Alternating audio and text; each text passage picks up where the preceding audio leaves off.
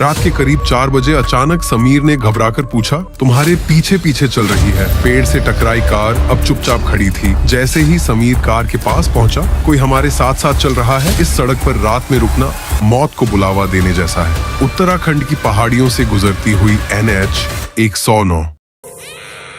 मेरी loyal family पूरी कहानी सुने और कमेंट करें कि आपको कैसा लगा। चैनल को जरूर सब्सक्राइब करें ताकि अगली खौफनाक कहानियां मिस न करें। दोस्तों, आज मैं आपको सुनाने जा रहा हूं एक ऐसी हाईवे की कहानी जिसके बारे में सुनकर ही लोग वहां रात के वक्त निकलने से डर जाते हैं। कहते हैं इस सड़क पर रात में रुकना मौत को बुलावा देने जैसा है। ये कहानी है उस सुनसान हाईवे की जहां से गुजरते हुए कई लोग लापता हो गए और जो लौटे उनकी जिंदगी कभी पहले जैसी नहीं रही। उत्तराखंड की पहाड़ियों से गुजरती हुई NH 109 हाईवे का एक पुराना हिस्सा है जहां सड़क दोनों तरफ घने जंगलों के बीच से निकलती है। दिन में ये जगह आम सी लगती है, लेकिन जैसे ही सूरज ढलता है इस रास्ते का माहौल ही बदल जाता है। लोग कहते हैं कि जैसे ही अंधेरा घिरता है, पेड़ों के बीच से ठंडी हवा के साथ अजीब सी सरसराहट सुनाई देती है, मानो कोई आपको देख रहा हो। इसी हाईवे पर हर साल कई हादसे होते आए हैं। सरकारी रिकॉर्ड में इन्हें एक्सीडेंट बताया जाता है, लेकिन लोकल लोग मानते हैं कि ये हादसे नहीं बल्कि उस रूह की करतूत है जो सालों से इस सड़क पर भटक रही है। कहानी की शुरुआत होती है राहुल, समीर और नेहा से। तीनों कॉलेज के दोस्त थे। समीर की नई नई जॉब लगी थी और उसने नई कार खरीदी थी। छुट्टी के दिन उन्होंने तय किया कि मसूरी घूमने जाएंगे। शाम को दिल्ली से निकलकर रात के करीब 9 बजे वे उस हाईवे पर पहुंचे। रात घिर चुकी थी, आसमान पर बादल छाए थे और जंगल के बीच से निकलती सड़क पर चारों तरफ सन्नाटा पसरा था। राहुल ने हंसते हुए कहा, अरे वाह, ये रोड तो हॉरर मूवी जैसी लग रही है। नेहा को थोड़ा डर लगा, लेकिन उसने माहौल हल्का करने के लिए बोला, डराओ मत, वरना मैं वापस जाना चाहूंगी। समीर ने गाड़ी की स्पीड बढ़ाते हुए कहा, कुछ नहीं होगा, ये सब दिमाग का खेल है। लेकिन उस वक्त उन्हें जरा भी अंदाजा नहीं था कि आगे क्या होने वाला है। रात के करीब 9:30 बजे उनकी कार जंगल के बीच से गुजर रही थी। अचानक हेडलाइट की रोशनी में सड़क के किनारे सफेद कपड़ों में एक औरत दिखाई दी। वो सड़क के बिल्कुल बीच खड़ी थी, सिर झुका हुआ, बाल बिखरे हुए। गाड़ी उसके बिल्कुल पास पहुंच गई, लेकिन उसने न तो हटने की कोशिश की न ही ऊपर देखा। समीर ने घबराकर ब्रेक लगा दिया। नेहा ने डरते हुए कहा, यह कौन है? इतनी रात को यहां राहुल ने खिड़की से झुककर देखने की कोशिश की, शायद मदद चाहिए, लेकिन तभी वो औरत अचानक सड़क से गायब हो गई, जैसे वहां कोई थी ही नहीं। गाड़ी के अंदर सन्नाटा छा गया। नेहा कांपती आवाज में बोली, मैंने भी देखा था। वो अचानक कहां गई? समीर ने खुद को संभालते हुए कहा, शायद अंधेरे में पेड़ की परछाई लगी हो। लेकिन राहुल के चेहरे पर डर साफ झलक रहा था। थोड़ा आगे जाकर वे एक ढाबे पर रुके। ढाबे का मालिक, जो उम्रदराज आदमी था, उनकी घबराई हुई शक्ल देखकर बोला, पहली बार इस रोड से जा रहे हो क्या? राहुल ने हाँ में सिर हिलाया। तब ढाबे वाला धीमी आवाज में बोला, बेटा, ये रोड रात को ठीक नहीं है। कई साल पहले यहां एक हादसा हुआ था। एक गर्भवती औरत की कार इसी सड़क पर पलट गई थी। ड्राइवर भाग गया और वो औरत कई घंटों तक मदद के लिए चिल्लाती रही। किसी ने नहीं बचाया और उसने वहीं दम तोड़ दिया। कहते हैं उसकी रूह अब भी यहां भटकती है। नेहा की आंखों में डर उतर आया। समीर ने माहौल हल्का करने की कोशिश की, ये सब अंधविश्वास है, चलो, देर हो रही है। वे ढाबे से निकलकर फिर हाईवे पर चल पड़े। रात के करीब 11 बजे जब कार हाईवे के सबसे सुनसान हिस्से में पहुंची तो सड़क पर हल्का सा कोहरा छाने लगा। समीर ने वाइपर चलाए, लेकिन हेडलाइट के सामने बार बार कुछ सफेद सा दिखता और गायब हो जाता। नेहा घबराकर बोली, समीर, गाड़ी धीमी चला, एयो। तभी अचानक राहुल ने सामने इशारा किया। देखो वहां फिर वही औरत है। इस बार वे औरत सड़क के बीच खड़ी थी और दोनों हाथ फैला रखे थे, मानो गाड़ी रोकना चाहती हो। समीर ने जोर से ब्रेक मारे, लेकिन ब्रेक लगते ही गाड़ी का इंजन बंद हो गया। चारों तरफ घना कोहरा छा गया। कार की हेडलाइट्स धुंधली पड़ गई। तीनों अंदर बैठे बैठे डर से सिहर गए। नेहा ने डरते हुए रियर व्यू मिरर में देखा, उसके चेहरे का रंग उड़ गया। वह कांपती आवाज में बोली, राहुल पीछे देखो, कोई कार में बैठा है। राहुल ने मुड़कर देखा, कार की पिछली सीट पर वही औरत बैठी थी। सिर झुका हुआ, बाल गीले और बिखरे हुए और पैरों से पानी टपक रहा था। नेहा चीख पड़ी। समीर ने जल्दी जल्दी कार स्टार्ट करने की कोशिश की, लेकिन इंजन बार बार फेल हो रहा था। तभी वो औरत धीरे धीरे सिर उठाने लगी। उसका चेहरा आधा जला हुआ था और आंखें लाल चमक रही थीं। राहुल ने हिम्मत जुटाकर कार का दरवाजा खोला और बाहर कूद गया। समीर और नेहा भी चिल्लाते हुए बाहर निकल गए। जैसे ही वे बाहर आए, कार अपने आप स्टार्ट हो गई और बिना ड्राइवर के कुछ मीटर आगे बढ़कर सड़क किनारे एक बड़े पेड़ से टकरा गई। टक्कर की आवाज जंगल में गूंज उठी। तीनों दोस्त हांफते हुए एक दूसरे को देख रहे थे। उनके पैरों के नीचे की जमीन ठंडी हो गई थी और हवा में किसी के रोने की हल्की सी आवाज गूंज रही थी। पेड़ से टकराई कार अब चुपचाप खड़ी थी। चारों तरफ सन्नाटा, सिर्फ पेड़ों से टकराती हवा की सरसराहट सुनाई दे रही थी। राहुल ने कांपती आवाज में कहा, हमें यहां से निकलना चाहिए, ये जगह ठीक नहीं लग रही। नेहा की आंखों से आंसू निकलने लगे। मैंने पीछे कार में उसे देखा था, उसका चेहरा। समीर ने उनकी बात काटते हुए कहा, शांत रहो, कार दोबारा स्टार्ट करनी होगी, वरना हम यहां पूरी रात फंस जाएंगे। समीर धीरे धीरे कार की ओर बढ़ा। राहुल और नेहा पीछे खड़े होकर उसे देखने लगे। जैसे ही समीर कार के पास पहुंचा, हेडलाइट अपने आप झपकने लगी, मानो कोई अदृश्य हाथ उन्हें ऑन ऑफ कर रहा हो। समीर ने हिम्मत करके दरवाजा खोला और ड्राइविंग सीट पर बैठ गया। चाबी घुमाते ही इंजन फिर बंद हो गया। अचानक उसने देखा, कार की बोनट पर किसी ने खून से उंगली से कुछ लिखा था, मत जाओ। समीर का चेहरा पीला पड़ गया। पेड़ों के बीच से ठंडी हवा बह रही थी। हवा में जैसे किसी की फुसफुसाती आवाज सुनाई दी, रुको, यहां से वापस मत जाओ। राहुल ने इधर उधर देखने की कोशिश की, लेकिन वहां कोई नहीं था। नेहा समीर के पास दौड़ी और रोते हुए बोली, हमें वापस ढाबे पर चलना चाहिए, ये सड़क खतरनाक है। समीर ने एक गहरी सांस ली। ठीक है, कोशिश करते हैं, इंजन चालू हो जाए तो हम यहीं से निकल जाएंगे। समीर ने कार दोबारा स्टार्ट करने की कोशिश की। इस बार इंजन धीमी आवाज के साथ चालू हो गया। तीनों जल्दी जल्दी कार में बैठ गए, लेकिन जैसे ही उन्होंने कार आगे बढ़ाई, राहुल ने खिड़की के बाहर जंगल की तरफ इशारा करते हुए कहा, वो देखो, कोई हमारे साथ साथ चल रहा है। नेहा ने झटके से बाहर झांका। एक काली परछाई पेड़ों के बीच दौड़ रही थी। गाड़ी की स्पीड जितनी बढ़ाते, वो परछाई उतनी ही तेज हो जाती। समीर ने डरते हुए स्पीड और बढ़ा दी गाड़ी। जैसे ही सड़क के अगले मोड़ पर पहुंची, पीछे का शीशा अपने आप हिलने लगा। राहुल ने डर के मारे शीशे में देखा। उसे लगा जैसे कार के पीछे कोई दौड़ रहा है। उसका चेहरा साफ नहीं दिख रहा था, लेकिन उसकी आंखें अंधेरे में लाल चमक रही थीं। राहुल चीख पड़ा, स्पीड बढ़ाओ समीर, वो पीछे आ रहा है।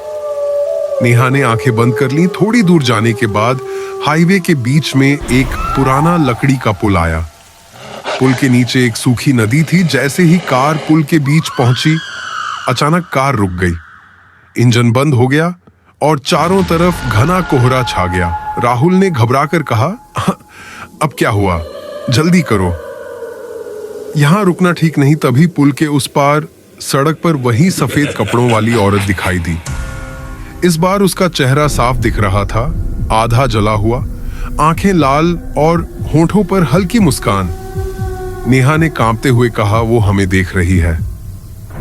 अचानक पुल के नीचे से किसी के रोने की आवाज आने लगी। समीर ने कार स्टार्ट करने की कोशिश की, लेकिन कार हिलने लगी, जैसे कोई उसे नीचे खींच रहा हो। राहुल चिल्लाया, गाड़ी से बाहर निकलो जल्दी। तीनों दरवाजा खोलकर बाहर कूद गए। जैसे ही वे बाहर निकले, कार जोर से हिलने लगी और फिर एक जोरदार धमाके के साथ पुल से नीचे गिर गई। नेहा चीख पड़ी। राहुल ने उसका हाथ पकड़कर पीछे खींचा। तभी जंगल की ओर से एक बूढ़ा साधु सा व्यक्ति आया। उसके हाथ में ताबीज और रुद्राक्ष की माला थी। वह धीमी आवाज में बोला, तुम लोग उस रास्ते से क्यों आए? ये सड़क श्रापित है। यहाँ उस औरत की आत्मा भटकती है जो बरसों पहले मदद न मिलने से यहीं मरी थी। वो अपने बच्चे के साथ इंसाफ चाहती है। नेहा ने रोते हुए कहा, हमें यहां से बचा लो बाबा, वो हमें मार देगी। साधु ने चारों तरफ पवित्र राख छिड़की और मंत्र पढ़ने लगा। कुछ देर बाद पुल पर पसरा कोहरा धीरे धीरे हटने लगा। साधु ने कहा, इस पुल को पार करके सीधा चलते रहो, पीछे मुड़कर मत देखना, वरना उसकी रूह पीछा करेगी। तीनों साधु के बताए रास्ते पर धीरे धीरे चलने लगे। रात के सन्नाटे में सिर्फ उनके कदमों की आवाज गूंज रही थी। जैसे ही वे पुल पार कर रहे थे, पीछे से फिर वही रोने की आवाज सुनाई दी। नेहा ने डर के मारे पीछे देखने की कोशिश की, लेकिन राहुल ने उसका हाथ पकड़ लिया। मत देखो, बस चलते रहो। पुल पार करने के बाद सड़क पर अचानक स्ट्रीट लाइट्स जल उठी। ऐसा लगा मानो वे किसी अदृश्य जाल से निकल आए हों। राहुल, समीर और नेहा जैसे तैसे एक नजदीकी गांव तक पहुंच गए, लेकिन वे जानते थे कि यह कहानी यहीं खत्म नहीं हुई, क्योंकि गांव के बाहर लगे बोर्ड पर लिखा था, सावधान, रात में हाईवे पर रुकना मना है। कई लोग यहां से कभी लौटकर नहीं आए। तीनों ने एक दूसरे की ओर देखा। उनके चेहरों पर डर अभी भी साफ झलक रहा था। रात के करीब 3 बजे वे गांव के छोटे से सराय में पहुंचे। गांव पुराना था। कच्ची गलियों में अजीब सी खामोशी थी। सराय के मालिक, एक बुजुर्ग आदमी, ने उन्हें देखा और चौंक कर बोला, तुम लोग उस सड़क से आए हो? राहुल ने थकी हुई आवाज में कहा, हाँ, हमें रात बिताने के लिए जगह चाहिए। बुजुर्ग ने थोड़ी देर तक उन्हें घूरा और फिर धीरे से बोला, ठीक है, पर ध्यान रखना, रात को कमरे से बाहर मत निकलना। तीनों ने एक ही कमरे में ठहरने का फैसला किया। कमरे के भीतर तेल का दिया जल रहा था। तीनों बिस्तर पर बैठ गए। नेहा अब भी कांप रही थी। मुझे लग रहा है वो आत्मा हमें छोड़ नहीं रही। राहुल ने उसका हाथ थामते हुए कहा, अब हम गांव में हैं, कुछ नहीं होगा। लेकिन तभी खिड़की के बाहर से धीमी सी फुसफुसाहट सुनाई दी। आवाज इतनी हल्की थी कि बस कानों में सरसराहट सी लगी। वापस आओ। समीर ने खिड़की की ओर देखा, पर बाहर घना अंधेरा था। रात के करीब 4 बजे अचानक दिया बुझ गया। कमरे में घुप अंधेरा छा गया। नेहा ने कांपते हुए कहा, किसी ने दिया बुझा दिया। राहुल ने मोबाइल की टॉर्च ऑन की। जैसे ही रोशनी कमरे के कोने में पड़ी, वहां एक औरत की परछाई दिखी, सफेद कपड़ों में। झुके सिर के साथ खड़ी नेहा चीख पड़ी। राहुल और समीर ने हिम्मत करके उस ओर कदम बढ़ाया, लेकिन जैसे ही रोशनी करीब पहुंची, वो परछाई गायब हो गई। सुबह होने पर वे सराय छोड़कर सीधे गांव के मंदिर पहुंचे। मंदिर में बैठे वृद्ध पुजारी ने उन्हें देखकर कहा, तुम लोग रात उस पुल को पार करके आए हो, है ना? राहुल ने सिर हिलाया और सब कुछ बता दिया। पुजारी ने गंभीर स्वर में कहा, तुम लोग जिस आत्मा से मिले उसका नाम था सुजाता। कई साल पहले वह अपने पति के साथ उस सड़क से गुजर रही थी। रास्ते में कार पलट गई। उसका पति उसे छोड़कर भाग गया। मदद के लिए वो रात भर चिल्लाती रही, लेकिन कोई नहीं आया। सुबह तक उसने वहीं दम तोड़ दिया और उसके साथ उसके अजन्मे बच्चे की भी मौत हो गई। उसकी आत्मा अब भी इंसाफ चाहती है। नेहा की आंखों में आंसू आ गए। तो अब हमें क्या करना होगा? पुजारी ने कहा, इस आत्मा को शांति दिलाने के लिए तंत्र मंत्र की जरूरत होगी। यहां से कुछ दूर एक तांत्रिक रहते हैं, वही तुम्हें सही रास्ता दिखा सकते हैं। तीनों ने तुरंत उस तांत्रिक के पास जाने का निश्चय किया। तांत्रिक का आश्रम जंगल के भीतर था। सूरज ढलते ढलते वे वहां पहुंचे। जंगल में प्रवेश करते ही ठंडी हवा के साथ फिर वही रोने की आवाज सुनाई देने लगी। नेहा ने कांपते हुए राहुल का हाथ पकड़ लिया। राहुल ने धीमे स्वर में कहा, डरना मत, हम अब सही जगह जा रहे हैं। आश्रम के भीतर एक वृद्ध तांत्रिक आग के पास बैठा मंत्र जाप कर रहा था। उसने आंखें खोली और बिना कुछ पूछे बोला, मुझे पता है तुम लोग क्यों आए हो। वो आत्मा अब भी तुम्हारे पीछे पीछे चल रही है। समीर ने घबराकर पूछा, क्या आप उसे रोक सकते हैं? तांत्रिक ने गंभीर स्वर में कहा, रोकना नहीं, उसकी आत्मा को मुक्त करना होगा, वरना वो तुम्हें भी इस हाईवे का हिस्सा बना लेगी। तांत्रिक ने उन्हें समझाया कि उन्हें उसी पुराने पुल पर वापस जाना होगा, वहीं पर आत्मा को शांति दिलाने का अनुष्ठान करना होगा। राहुल ने हिचकते हुए कहा, हमें फिर उसी जगह जाना होगा। तांत्रिक ने दृढ़ स्वर में कहा, हाँ, डर से भागोगे तो वो तुम्हारा पीछा नहीं छोड़ेगी, सामना करोगे तभी मुक्ति मिलेगी। आधी रात को तांत्रिक, राहुल, समीर और नेहा पुल पर पहुंचे। रात का आसमान बादलों से ढका था। पुल पर गहरा कोहरा फैला हुआ था। तांत्रिक ने जमीन पर पवित्र चक्र बनाया और दीपक जलाकर मंत्र पढ़ने लगा। नेहा कांप रही थी। राहुल ने उसका हाथ थामकर कहा, हम सब साथ हैं, कुछ नहीं। जैसे ही तांत्रिक ने मंत्रोच्चार तेज किया, हवा तेज चलने लगी, पेड़ झूमने लगे और पुल के बीचों बीच धुंध के बीच से सुजाता की आत्मा प्रकट हुई। उसकी चीख से पुल कांप उठा। उसकी आंखें लाल थीं और चेहरा दर्द और क्रोध से भरा हुआ था। नेहा डर से चीख पड़ी।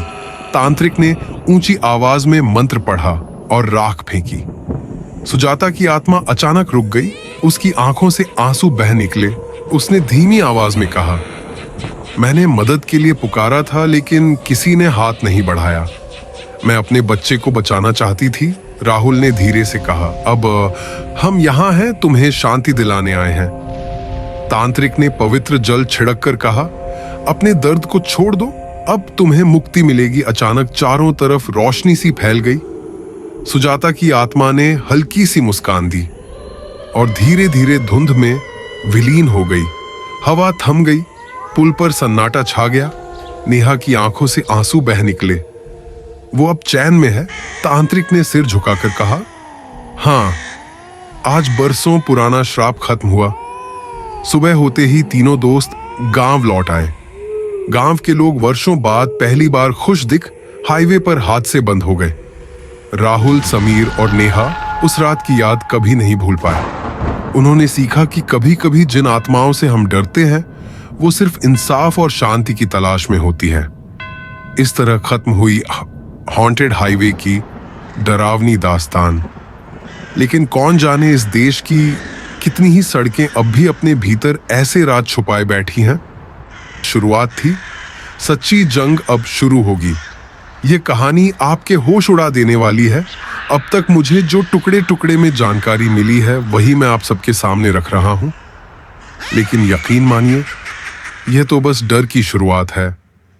जैसे जैसे मैं इस रहस्यमयी कहानी के और काले सच तक पहुंचता जाऊंगा, वैसे वैसे मैं हर राज आपको बताता रहूंगा। सांस थाम लीजिए, क्योंकि आगे जो सुनेंगे वह आपकी रूह तक को हिला देगा। अगर आप भी डर के शौकीन हो और हर रात नींद उड़ाने वाली कहानियां सुनना चाहते हो, तो अभी सब्सक्राइब करो और बेल आइकन दबाना मत भूलो, वरना अगली डरावनी आत्मा आपके कमरे में आ सकती है।